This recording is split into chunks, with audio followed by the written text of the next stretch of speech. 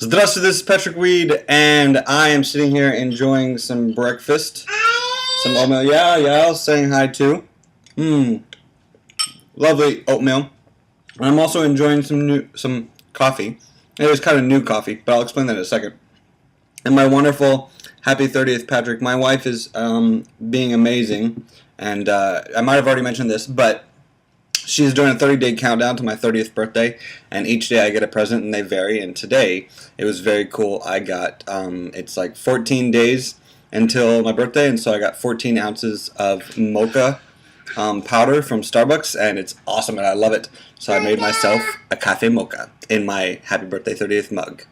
So anyways, this video isn't going to be very long. I was just perusing the interwebs, you know, the internet, whatever. I was browsing through some of my blogs that I read, and I like to keep up with a lot of stuff that's happening over in Eurasia and Kazakhstan and the surrounding stans as well. And I thought it might be interesting for you guys because this might give you a slightly different perspective on all of the upheaval, I guess would be a good word to describe, you know, between Tunisia and Egypt, and now almost it seems like everywhere else in the world, but at least every Middle Eastern country.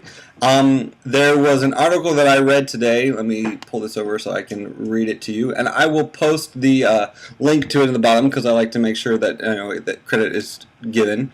And so basically, there was a student in Uzbekistan, where he was expelled from not school but from university because he didn't fulfill the cotton picking standard. He didn't pick enough cotton. And I think it's just interesting to be able to take a look at this. And if you get a chance to read the article, but it gives a good insight just into what life around the world is like. You know, I work with high school students and I love them, but at the same time, you know, biggest complaint typically is homework, right? Too much homework, or teachers that, you know, don't care. Well, how would you like to have a teacher who cares too much about how much cotton you pick, because that's part of your schooling? Anyways, it's just an interesting article giving a good perspective on life around the world and kind of what we're how should I say this? What we're not experiencing here.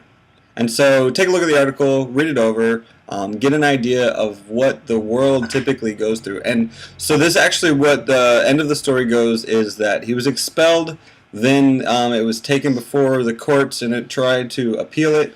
They did it first, but then a little while later, I don't know how this works, but they refuted that appeal and basically said that they need to make an example of him to other students. And let's see, the governor's statement was, and this was really interesting to me because they say that it's similar to statements that Stalin used to make, but he says, who campaigns against cotton picking is an enemy of the people.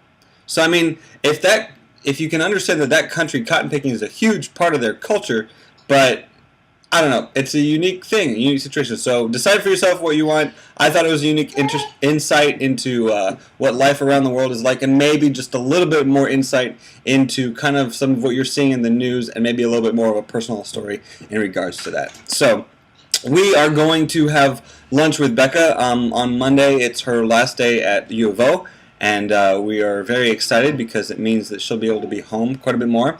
I will hopefully be doing a lot more work because I won't be trying to do it from home. And so we are going to do that. So we will talk to you guys later. All right, до свидания.